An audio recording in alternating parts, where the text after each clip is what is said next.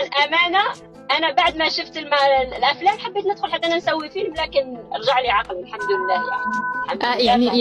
بغيت تقولي انه كنتوا في الموسم الثالث فعلا كلكم كنتوا في علاقات صريحه، ما دخلتوش تمثلوا يعني مع انكم في الموسم الثاني والاول، يعني انا عن نفسي تحبوا يعني فعلا. ما نحكيش لاختي، انا ما نحكيش على الناس على لسان الناس، انا احكي عن نفسي. انا دخلت حابه الشهره ونخرج بحالي، ما دخلت اني انا ندور على الحب، خاطر انا عندي الحب برا كاين.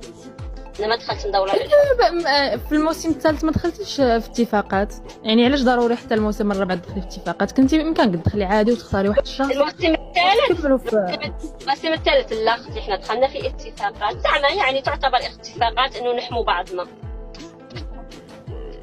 يعني انت وايمن كنتوا متفقين تكملوا الفاينل؟ لا، هي صارت بيناتنا يعني علاقه موده وعشره، الانسان يقول الحق اللي عليه، فهمتي؟ احنا حبينا نحموا بعضنا عشان ما نطلع، وبعدين صار بيننا موده وعشره والايام، والواحد ما يذكرش الايام اللي مر بها والاوقات اللي مرينا بها. الله يسهل على كل واحد، الله يسهل على ولد الناس. وانا دخلت غير بغير الشهره وخرجت بديت الشهره والسلام عليكم.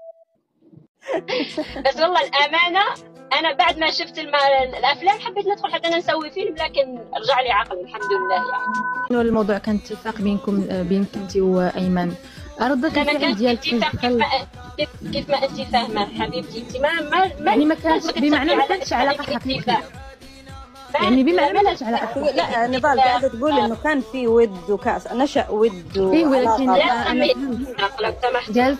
قالت انه نحميو بعضياتنا وكل شيء، ما كانش علاقه حقيقيه.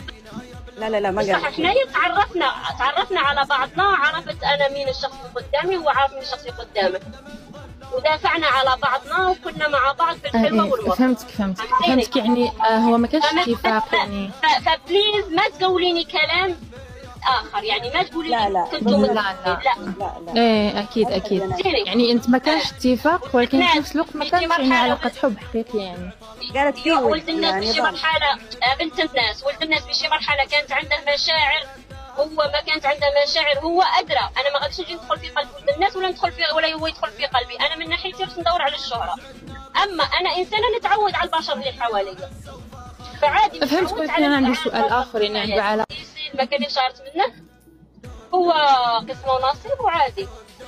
طيب ايمان، بما انه الموضوع كان اتفاق بينك انت وايمن، ردك الفعل ديالك